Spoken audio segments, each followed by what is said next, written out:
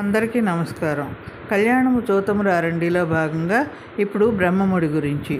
కన్యను దానం చేస్తున్నాను అనే పలికేవాడు అగ్ని, తథాస్తు అనేవాడు వాయువు, దంపతులు చాలా బాగున్నారు అనేవాడు చంద్రుడు, ఇవన్నీ నిజమే అని వంత పలుకుతూ ఆనందించేవాడు సూర్యుడు.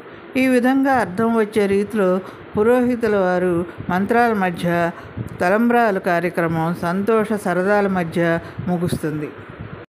ఇప్పుడు దండలు మార్చుకోవటం. తలంబ్రాల తర్వాత వధువు వరుని మెడలో పూలమాల వేస్తుంది. అనంతరం వరుడు కూడా వధువు మెడలో పూలమాలను వేస్తాడు. ఈ దండలు కూడా 2-3 రకాలు ఉంటాయండి. అందులో చెంకీ దండలు, పూల దండలు ఇట్లా. ఈ చెంకీ దండల్ని జ్ఞాపకార్థం ఇంట్లో చాలా రోజులు ఉంచుకుంటారు కొంతమంది. దీన్నే దండలు మార్చుకోవటం అని అంటారు. కాగా అంతవరకు వరుని ఎదురుగుండా కూర్చున్న వధువు ఆ తర్వాత పెళ్లిపీటలపై వరుని ఎడమ పక్కన వచ్చి కూర్చుంటుంది.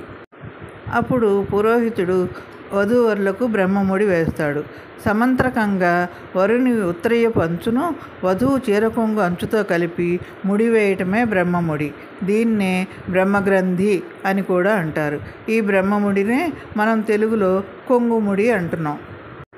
సాధారణంగా ఎండు ఖర్జూరాలు, తమలపాకులు, వక్కలను వధూవరుల వస్త్రాల అంచుల్లో ఉంచి ఈ ముడిని వేయటం జరుగుతూ ఉంటుంది. కొన్ని ప్రాంతాల్లో అయితే అక్షతలు, చిల్లర నాణాలను ఉంచి ఈ ముడిని వేస్తుంటారు. ఆ ముడి మీద పురోహితులు ఆశీర్వదిస్తూ అక్షింతలు చల్లుతారు. వధూవరులిద్దరిని బ్రహ్మదేవుడు కలిపాడనే అంతరార్థం ఈ బ్రహ్మముడిలో ఇమిడి ఉందని చెబుతారు. ఇంకా భార్యాభర్తల బంధం స్థిరంగా శాశ్వతంగా ఉండాలనే భావన కూడా ఈ బ్రహ్మముడితో ముడిపడి ఉంది.